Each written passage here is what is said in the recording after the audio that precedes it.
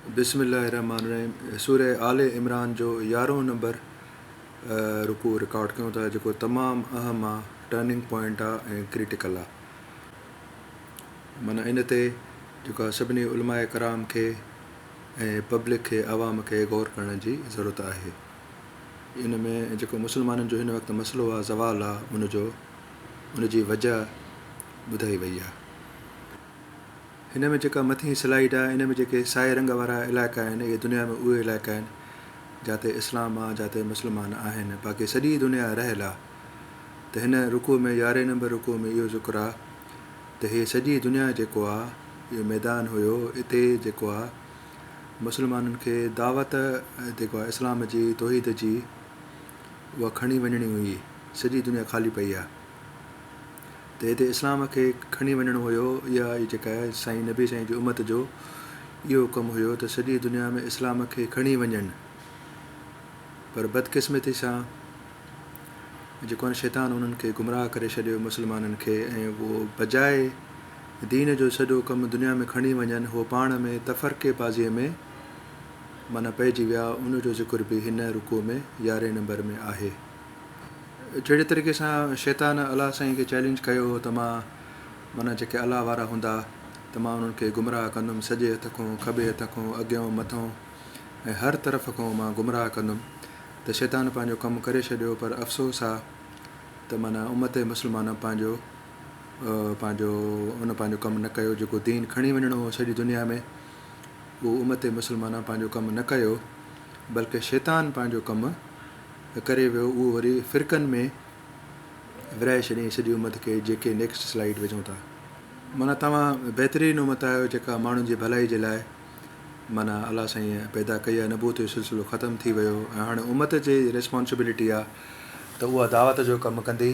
त उहो उमत उहो कमु न कयो, शैतान वरी उनखे ग़लति रस्ते ते लॻाए छॾियो ऐं उहो पाण में वरी तफ़रक़नि में, फ़िरक़े परस्ती में लॻी विया, जंहिंजो ज़िक्र बि हिन रुकू में अलाह साईं कयो आहे। शुरू में जेके मुस्लमान रहंदा हुआ मदीने में, पोइ उते 2 क़बीला हुआ, ओस ऐं ख़ज़रज। पोइ उन्हनि में झेड़ा थींदा रहंदा, क़त्लेआम थींदो रहंदो हुयो। पोइ जॾहिं इस्लाम उन्हनि क़बूलु कयो त खीरखंड ऐं थी विया। पोइ अलाह साईं उहो ज़िक्र कयो त तव्हां त माना जहन्नम जे किनारे ताईं माना पहुची विया, पर अलाह साईं तव्हांखे ईमान जी माना नेमत ॾिनी ऐं तव्हां पोइ पाण में माना मदीने वारा यानी की ओस ऐं ख़ज़रज तव्हां पाण में खीरखंड थी वियो। त अलाह साईं उनजो ज़िक्र कयो आहे त शुरू में माना मुस्लमान सभु थिया इहे ओस ऐं ख़ज़रज। पोइ उन्हनि में बि माना थोरो धड़ो पैदा थियण जी कोशिशि थी। बाद में साईं जन हुया, नबी साईं जन, पोइ ठाह थी वियो, भाउ थी विया। पोइ उन खां पोइ वरी जेको आहे हलो लाइ इहे सभु फ़िरक़ा आहिनि दुनिया में। इहे के चवनि था 71, के चवनि था 72, इहे हलल आहिनि। त असल पंहिंजो उमत कमु विसारे छॾियो, जेको सॼी दुनिया में दावत हुई हिकिड़े अलाह जी, ठीकु आहे न, उहो कमु उहो छॾे वरी ॿियनि फ़िरक़ा परस्ती में लॻी विया, जंहिंजो माना इशारो अलाह साईं हिन 11 नंबर रुकू में कयो आहे। ऐं मथीं स्लाइड में ॾिसो, अहले किताबनि माना यहूदी, तौरात वारा ऐं ईसाई यानी की बाइबल वारा, इन्हनि जो बि पाण में इख़्तिलाफ़ु थियो। पहिरियों हिकिड़ी उमत हुई, यानी की बनी इसराइल हिकिड़ी उमत हुई, पर पोइ इन्हनि जो पाण में इख़्तिलाफ़ु थियो माना यहूदियुनि ऐं नसारनि जो। त अलाह साईं उनखे बि नापसंदि कयो आहे। उनजो बि ज़िक्र हिन 11 नंबर रुकू में कयो आहे। त माना ऐं हिकिड़ो मुस्लमाननि खे माना हिकिड़ी वॉर्निंग ॾिनी वई आहे त तव्हां माना तफ़रक़े में माना फ़िरक़ा परस्ती में न पओ। जहिड़े तरीक़े सां अहले किताब यानी की यहूदी ऐं नसारा पिया, त तव्हां बि अहिड़े तरीक़े सां माना पाण में फ़िरक़ा परस्ती में न पइजो। त उनजो ज़िक्र बि अलाह साईं 11 रुकू में कयो आहे। ऐं हिन रुकू में 11 नंबर रुकू में क़ुरान वरी पोइ अहले ईमान ऐं जेके मुस्लमान आहिनि उन्हनि जो जेको मिसकंडक्ट हूंदो, ग़लति रवैयो, उनखे अहिड़े तरीक़े सां डिस्क्राइब कयो आहे। त अलाह साईं चयो आहे त क़यामत ॾींहुं जॾहिं थींदो त उन्हनि कुझु चहिरा नूरानी चहिरा हूंदा कुझु, ऐं कुझु माना कारा मुंहं हूंदा। माना अहिड़े तरीक़े सां ग्रुपिंग ॾेखारी आहे। वरी मुस्लमाननि में जेका ग्रुपिंग ॾेखारी आहे, माना मुस्लमाननि जो एंड रिज़ल्ट क़यामत में छा थींदो, कहिड़ा पास थींदा, कहिड़ा फेल थींदा। उहो कंहिंजो नूरानी चहिरो हूंदो, कंहिंजो कारो मुंहुं हूंदो क़यामत में, उनजो ज़िक्र बि हिन 11 नंबर रुकू में कयो आहे, जंहिंजी तफ़सीर में उलमा कराम इहो लिखियो आहे त जेके माना नूरानी चहिरे वारा हूंदा उहे हूंदा जेके क़ुर ऐं सुनत खे फॉलो कंदा ऐं उनजी माना माना जेको मौत हिन दुनिया में ईमान जी हालति में थींदो, माना अमली तरह सां क़ुर ऐं सुनत खे फॉलो करे वेंदा। उहो नूरानी चहिरो हूंदो, माना उहे अहले ईमान हूंदा ऐं हिकिड़ा हूंदा अहले बिदत। अहले बिदत माना जिन दीन में मिलावट कई, जेके शयूं अलाह जे रसूल न ॿुधायूं उहे उन्हनि घड़ियूं, त उन्हनि जा मुंहं कारा हूंदा, यानी कि अहले बिदत। उन्हनि दीन में तहरीफ़ कई त उन्हनि जा मुंहं कारा हूंदा। ऐं अहिड़े तरीक़े सां नूरानी चहिरे वारा उन्हनि जो शान जाम थींदो, ऐं कारे कारे मुंहं वारनि जो यानी कि बिदत वारनि जो शान जाम थींदो। उनजो ज़िक्र बि हिन 11 नंबर रुकू में क़ुर कयो आहे।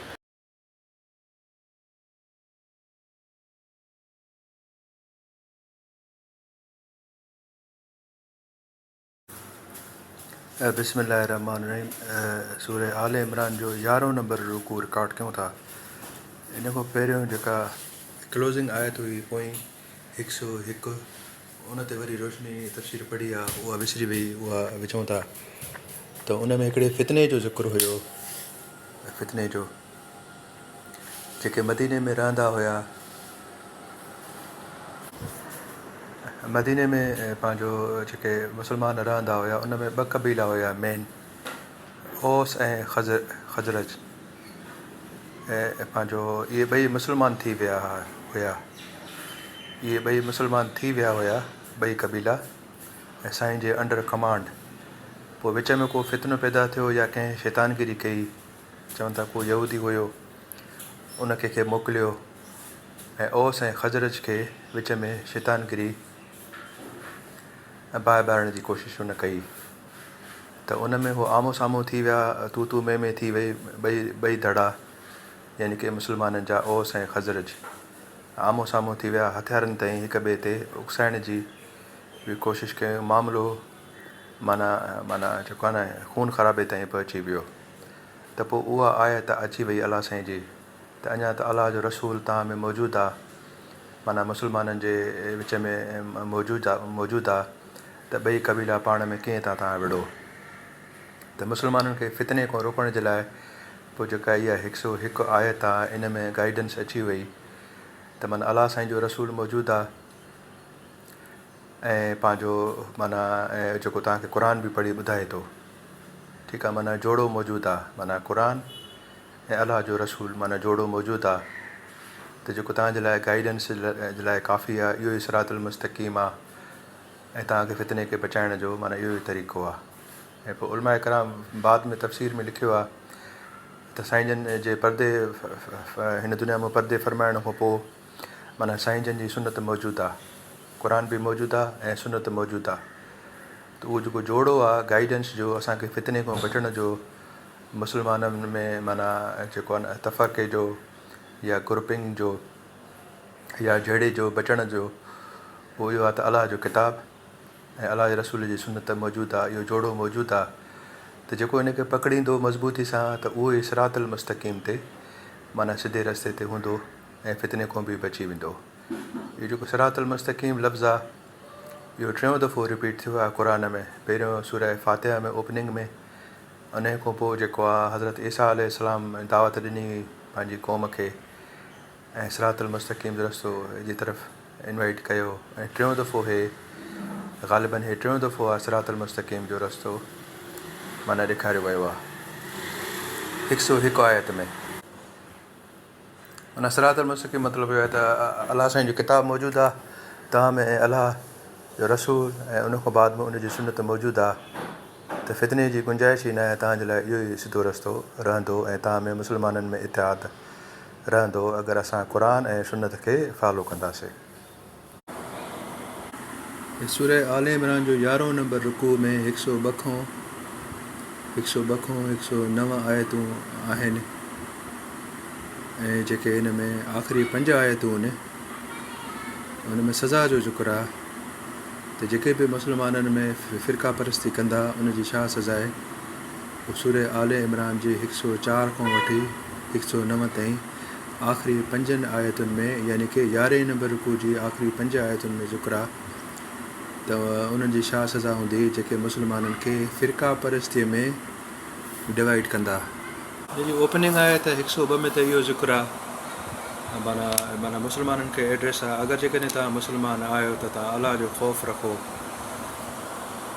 ऐं जेके शयूं अलाह साईं तव्हांखे मना कयूं आहिनि तव्हां उहे न कयो, यानी कि जेके अलाह साईं चयूं आहिनि उहे तव्हां कयो, यानी कि जेके हलाल आहिनि ऐं जेके अलाह साईं मना कयूं यानी कि हराम आहिनि उहे तव्हां न कयो। ऐं मुस्लमान तव्हां होशियारु रहो त तव्हांजो मौत न अचे माना सवाइ इस्लाम जी माना ईमान जी हालत में, यानी कि अमली तरह सां माना सुनत जे हिसाब सां माना तव्हां मरी वञो, बिना ईमान जे तव्हां न मरो ऐं अमली तरह सां सुनत जे हिसाब सां तव्हां मुस्लमान मरी वञिजो। इहे 102 आयत। अहिड़ी तरीक़े सां 103 आयत में एले मदीना जो ज़िक्र आहे त हुते 2 कबीला हूंदा, पाण में खून खराबो कंदा, पोइ अलाह साईं इस्लाम जी नेमत जी वजह सां उहो खीर खंड थी विया, त उनजो रेफरेंस आहे। ऐं पंहिंजो उन्हनि खे चयो थो वञे त तव्हां माना यानी कि एले मदीना खे यानी कि ओस ऐं ख़ज़रत जेके हुया त तव्हां ॿई धड़ा ॿई ग्रुप मिली अलाह साईं जी रसी खे मज़बूती सां तव्हां पकड़ियो ऐं पाण में तव्हां तफ़क़ो न कयो।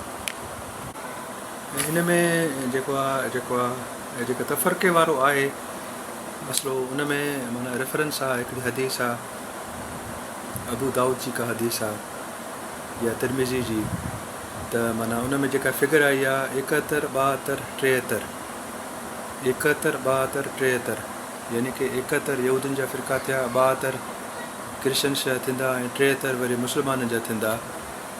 इहे माना उन हदीस में इहे फिगर्स कोड थियल आहिनि त इहो ख़तरो आहे, ऐं वार्निंग ॾिनी वई आहे त तव्हां फ़िरकाबाज़ी खां माना बचो, माना मुस्लमाननि खे नोटिस आहे।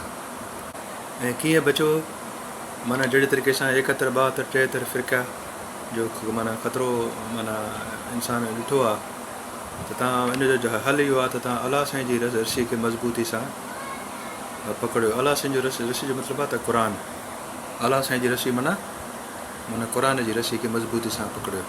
ऐं हिकिड़ो दफ़ो अलाह साईं मदीने वारनि खे बचायो, यानी कि ओस ऐं ख़ज़रज खे जहनुम जे गड़े ताईं पाण में जहिड़ो करण वारा हुया, अलाह साईं उन्हनि खे बचायो ऐं उहो मिसाल ॾेई अलाह साईं होशियारु कयो आहे त हाणे तव्हां अलाह साईं जी रसी खे मज़बूती सां माना पकड़ियो।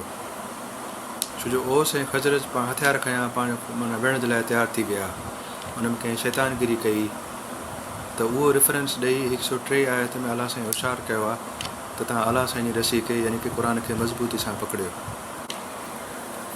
ऐं हिन में 104 आयत में अलाह साईं 104 आयत में हिकिड़े मुस्लमाननि जे धड़े जो अलाह साईं ज़िक्र कयो आहे त उहे माना मुफ़लिहून हूंदा, माना कामयाबु थी वेंदा आख़िरत में। माना उहे मुस्लमान उहे हूंदा जेके अमर बिन मारूफ़ कंदा ऐं नयन मुनकर को मना कंदा, यानी कि जेको अलाह चयो आहे उनजी दावत ॾींदा ऐं जेको अलाह मना कयो आहे उनखे रोकण जी कोशिशि कंदा। जंहिं मुस्लमान जो रवैयो इहो हूंदो त उन जे लाइ अलाह साईं मुफ़लिहून जो लफ़्ज़ इस्तेमालु कयो आहे 104 आयत में। त तव्हां में हिकिड़ी अहिड़ी जमात ज़रूरु हुजे जेका माण्हुनि खे भलाई जे रस्ते ते दावत ॾे ऐं बुराई खां रोके।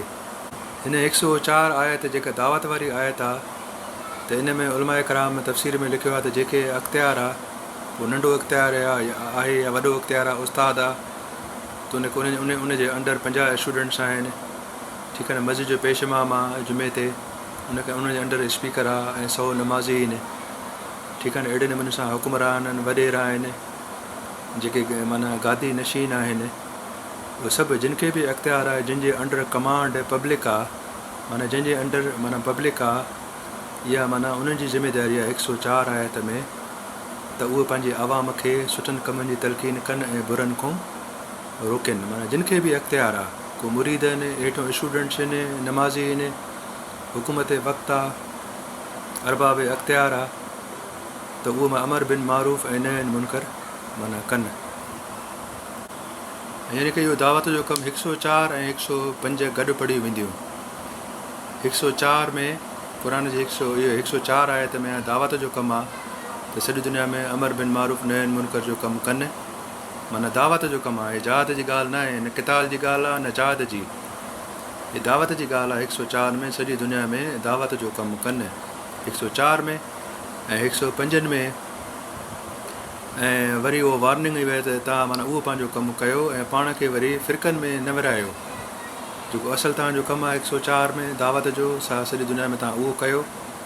ऐं पोइ 105 आयत में अलाह साईं वरी माना मना कयो आहे त तव्हां पाण खे फ़िरक़नि में डिवाइड न कयो।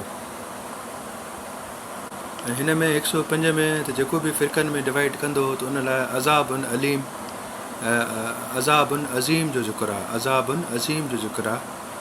त जेको बि तफ़रक़ो कंदो दीन में, हिकिड़ो ई दीन आहे इब्राहिमी, अलाह जो घर बि हिकिड़ो आहे, दीन इब्राहिमी हिकिड़ो आहे, सभु रसूलनि जो हिकिड़ो ई मैसेज हो, अलाह जी तौहीद। जेको बि उन में तफ़रक़ो कंदो त पोइ माना उहो माना उनजे लाइ सज़ा जो ज़िक्र आहे 105 में, अज़ाबुन अज़ीम जो सज़ा आहे जेको तफ़रक़ो कंदो। अहिड़े तरीक़े सां वरी जेको 106 में माना रिज़ल्ट आहे त आख़िरत जे ॾींहुं जॾहिं इंसान माना उथारिया वेंदा त कंहिंजा मुंहुं अछा हूंदा, कंहिंजा मुंहुं कारा हूंदा, उनजो ज़िक्र आहे। त जेके अछा मुंहुं हूंदा, नूरानी चहिरा, त उन्हनि खे अलाह सां नेमतूं मिलंदियूं, ऐं जेके कारा मुंहुं हूंदा उहे जहन्नम में वेंदा। माना जिन खे शुरू में ईमान हुयो पर पोइ बाद में माना उन्हनि कुफ़ुर कयो, ईमान खे छॾे कुफ़ुर अख़्तियार कयो या बिदत अख़्तियार कई, त उनजो रिज़ल्ट आहे त उन्हनि खे अलाह खे सज़ा ॾींदो 106 में। अहिड़े तरीक़े सां जंहिंजा चहिरा नूरानी हूंदा त उहे अलाह साईं जी रहमत जे माना हेठि हूंदा, क़यामत जे ॾींहुं हमेशह पंहिंजो उन में अलाह साईं जी रहमत जे हेठों रहंदा। इहो जेको सॼो हाल वाल आयो आहे माना जेको मथे ज़िक्र थियो आहे, इन जे बारे में पोइ अलाह साईं ज़िक्र कयो आहे त इहे सभु अलाह साईं जूं आयतूं आहिनि जेके अलाह साईं पंहिंजे यानी की नबी करीम सल्लल्लाहु अलैहि वसल्लम खे बिल्कुलु सही अलाह साईं माना तारीख़ी वाक़ियात ऐं किथे ग़लती छा आहे उहो सॼो अलाह साईं ॿुधायो आहे। उहो 108 में माना ज़िक्र कयो आहे। ऐं कंहिंखे कंहिंसां बि नाजाइज़ी न थींदी माना क़यामत ॾींहुं। ऐं पंहिंजो हिन में शुरू में इख़्तिलाफ़ जो रेफरेंस आहे त अहिड़े किताब में इख़्तिलाफ़ हुयो, वरी मुस्लमाननि में बि इख़्तिलाफ़ थियो। पोइ हिते वरी 109 में इहो ज़िक्र आहे त इहे जेके बि हिन जा इख़्तिलाफ़ आहिनि माना ॼण अजायो आहिनि, जेके बि दुनिया में शयूं आहिनि ज़मीन आसमान में त ॼण माना अलाह साईं जो आहिनि। ज़मीन आसमान में जेको बि आहे उहो सभु अलाह साईं जो आहे। त इहा वरी अचानक आयत अची वई आहे। त हिन जो मतिलबु आहे त जेके बि काउंटर क्लेम्स हुया, कंहिं चयो माना कहिड़ी शइ असांजी आहे, कहिड़ी शइ असांजी आहे, की अलाह असांजो आहे, उहे सभु माना हिते माना ज़ाया थी वियूं।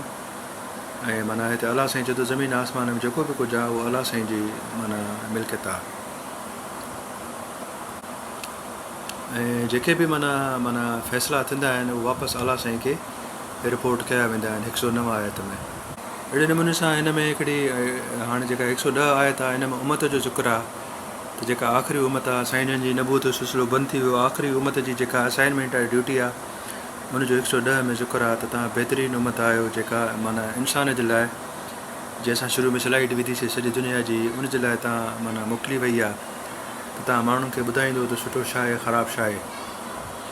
इन में उलमाए कराम इन में जेको तफ़सीर में लिखियो आहे उहा हिननि रिस्पॉन्सिबिलिटी विधी आहे उलमाए कराम ते, जेके मुस्लमान जा उलमाए कराम आहिनि उन्हनि जी ज़िमेदारी आहे। छो जो ख़बर उन्हनि खे आहे सही दीन जी, जेके उलमाए कराम आहिनि मुस्लमाननि जा, उनजी ज़िमेदारी आहे। छो जो उन्हनि खे ख़बर आहे, जीअं डॉक्टर खे बीमारी जी ख़बर हूंदी आहे त कहिड़ी बीमारी आहे मरीज़ में,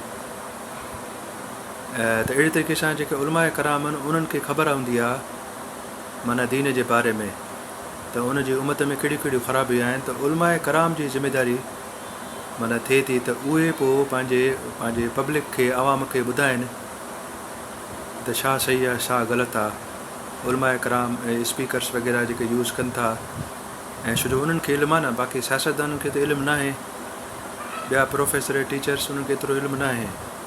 जेको दीन जो इल्मु आहे उलमाए कराम खे ख़बर आहे त उनजी ज़िमेदारी आहे त उहे आवाम खे सही ॿुधाइनि ऐं उनखे बजाए तफ़रक़े में विझण जे उन्हनि खे सही ॿुधाइनि ऐं सही गाइडेंस उनखे कनि। उन्हनि खां पुछियो वेंदो माना 110 आयत जे हिसाब सां।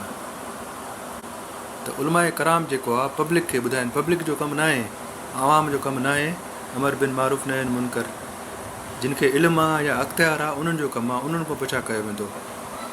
माना जिन वटि लाउड स्पीकर आहे या जेके जज आहिनि या जेके जिन खे अथॉरिटी आहे, अख़्तियार आहे, उन्हनि खां पुछियो वेंदो त तव्हां अलाह जो हुकुम तां हलियो या न हलियो।